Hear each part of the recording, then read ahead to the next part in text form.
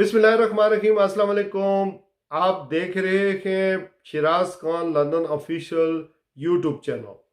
Programme में खुश आमदीद। मेरा एक कॉलम आज आज़ाद कश्मीर में न्याज़मंदाना तब्दीली पाकिस्तान और बरतानिया के उर्दू अखबारात में शाया हुआ है।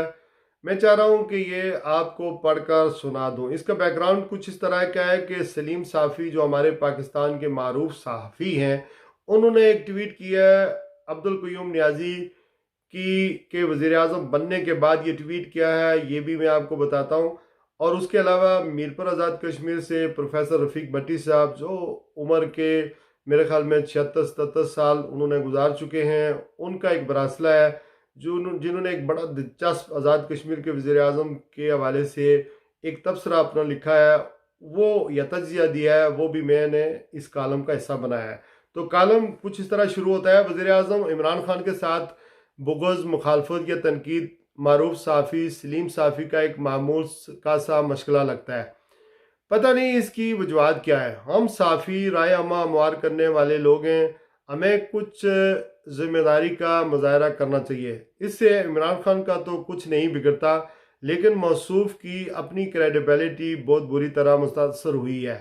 सलीम साफ़ी साहब को एक ट्वीट सामने आया है जिसमें उन्होंने आज़ाद कश्मीर के वज़ीर-ए-आज़म अब्दुल क़य्यूम नियाज़ी को वज़ीर-ए-आज़म इमरान खान के हम कबीला पख्तून करार दिया है। सलीम साफ़ी साहब ने इसकी मज़म्मत भी की है। आइए जानते हैं इस दावे की हकीकत क्या है। आज़ाद कश्मीर के नए वज़ीर-ए-आज़म सरदार अब्दुल क़य्यूम खान नियाज़ी इस वक्त अहले पाकिस्तान और आज़ाद कश्मीर के लोगों में पूरी तरह मुतारफ़ हुए जब बाग आज़ाद कश्मीर में वज़ीर आज़म इमरान खान ने PTI के उम्मीदवारों का ऐलान करना शुरू किया। तो जब अब्दुल क़य्यूम नियाज़ी का नाम ऐलान किया गया तो वज़ीर आज़म की हैरानगी इस वक्त नुमायाँ हो गई और बेसाख्ता बोल उठे, नियाज़ी इधर आज़ाद कश्मीर में कहाँ से आ गए? फिर सोच कर बोले, हमारे नियाज़ी हर जगह छा गए हैं। तहरीक इंसाफ इलेक्शन जीत गई और क़य्यूम नियाज़ी भी। फिर फेवरेट जो वज़ीर आज़म के उम्मीदवार थे उनमें दो बड़े उम्मीदवार यानी बैरिस्टर सुल्तान महमूद चौधरी और सरदार तनवीर इलियास के नामों पर इत्तफाक राय कायम नहीं हो सका। तो कुर्रा फाल सरदार अब्दुल क़य्यूम खान नियाज़ी के नाम निकल आया। अब लोग इमरान खान को ये ताना दे रहे हैं कि वज़ीर आज़म ने बरादरीज़म किया और अपने कबीले के बंदे को वज़ीर आज़म मुंतखब करवाया। कोई कहता है लफ्ज़ ऐन की वजह से वो वज़ीर आज़म बन गए, यानी एन से इमरान, एन से अलवी, एन से उस्मान बुज़दार और अब एन से अब्दुल क़य्यूम नियाज़ी। जितने मुंह इतनी बातें। किस्सा कुछ यूँ है कि सरदार अब्दुल क़य्यूम खान नियाज़ी दुल्ली कबीले से तल्लुक़ रखते हैं। ये ख़ानदान मुग़ल कौम की ज़ैली शाख है। नियाज़ी इनका तख़ल्लुस है जिससे एक दिलचस्प कहानी जुड़ी हुई है। 90 की दहाई के अवाइल में सरदार अब्दुल क़य्यूम खान नियाज़ी ज़िला कौंसिल पुंछ के मेंबर थे और मुस्लिम कॉन्फ्रेंस के सरबराह सरदार अब्दुल क़य्यूम खान आज़ाद कश्मीर के वज़ीर आज़म थे।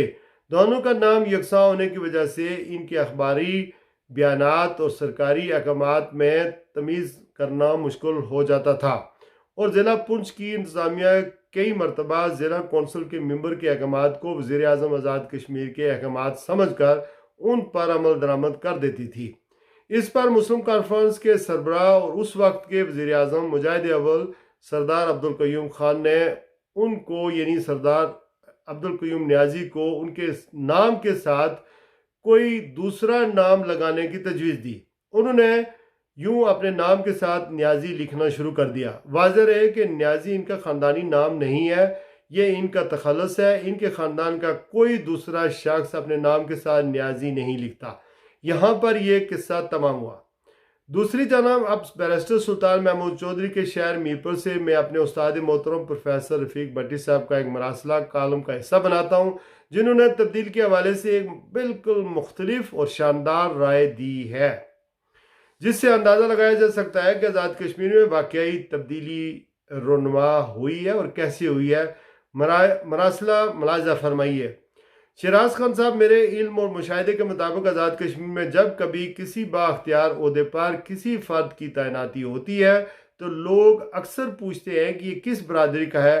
اسی طرح جب کوئی معزز جج تعینات ہوتا ہے تو یہی سوال پوچھا جاتا ہے، اور جب کسی سیاسی منصب پر کوئی براجمان ہوتا ہے تو برادری کا تذکرہ ہر زبان زدے عام ہوتا ہے، یعنی لوگ پوچھتے ہیں کہ یہ کس برادری کا ہے۔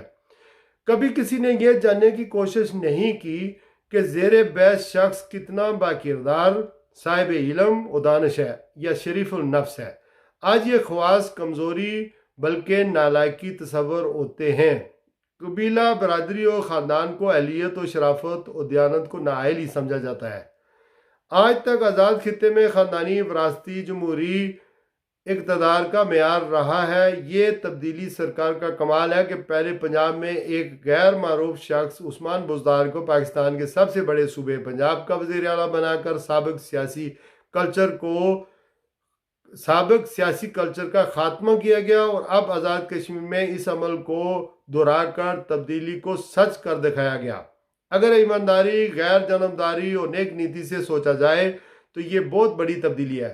جس طرح آج کچھ مفاد پرست اور ابن الوقت لوگ عثمان بزدار کو کمزور اور ناکام وزیر اعلیٰ ثابت کرنے میں ناکامی سے دوچار ہیں، اسی طرح سردار عبدالقیوم خان نیازی کو بھی ایک کمزور وزیر اعظم کہنے کی باتیں بتانے لگے ہیں۔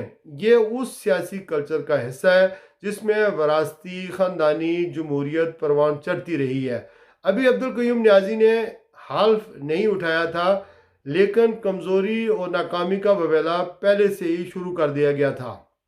یاد رہے، نہ تو عمران خان کی مرکزی حکومت کمزور اور ناکام ہے، اور نہ ہی عبدالقیوم نیازی کی حکومت ناکام ہو گئی ہے، یہ بڑی ناکام ہوگی۔ یہ بڑی بدقسمتی کی بات ہے کہ ہمارا سیاسی کلچر شرافت و دیانت کی بجائے سیاسی موقع پرستی اور ابن الوقتی اور خاندانی وراثتی جمہوریت کا مجرمانہ حد تک عادی ہو چکا ہے۔ البتہ ہم وزیر اعظم عمران خان اور وزیر اعظم سردار عبدالقیوم خان نیازی سے یہ توقع رکھیں گے کہ وہ ریاست جموں کشمیر کے سیاسی تشخص اور جغرافیائی سالمیت پر کوئی آنچ نہیں آنے دیں گے۔ اس مشن کی تکمیل کو حتی الامکان یقینی بنائیں گے، جس کے لیے لاکھوں کشمیریوں نے قربانیاں دی ہیں۔ وزارت عظمیٰ کے لیے سیاسی بلیک میلنگ کرنے کے لیے نامور کھلاڑی اپنے ڈول دھماکے دریائے نیلم یا جہلم میں بہا کر واپس گھروں کو لوٹیں گے۔ جب یہ کالم شائع ہوا تو اس کے بعد سلیم صافی صاحب نے اس پر معذرت کی اور ایک معذرت خوانہ قسم کا ٹویٹ بھی کیا، جس میں انہوں نے یہ کہا کہ چونکہ باغ آزاد کشمیر میں وزیر اعظم نے کہا تھا کہ ہمارے نیازی ہر جگہ چھا گئے، تو اس سے انہوں نے یہ تاثر قائم کیا تھا کہ شاید یہ عبدالقیوم نیازی بھی ان کے ہم قبیلہ یعنی نیازی پختون ہیں۔ تو اس پر وہ معذرت چاہتے ہیں کہ انہوں نے غلط تاثر لیا اور ٹویٹ کیا۔ بہرحال آج کے لیے بس اتنا ہی۔ اپنا اور اپنے گرد و نواح کے لوگوں کا خیال رکھیے گا۔ ایک التماس ہے، گزارش ہے کہ اگر آپ نے میرا یہ یوٹیوب چینل نہیں سبسکرائب کیا تو سبسکرائب کر دیں۔ بہت شکریہ۔ اللہ حافظ۔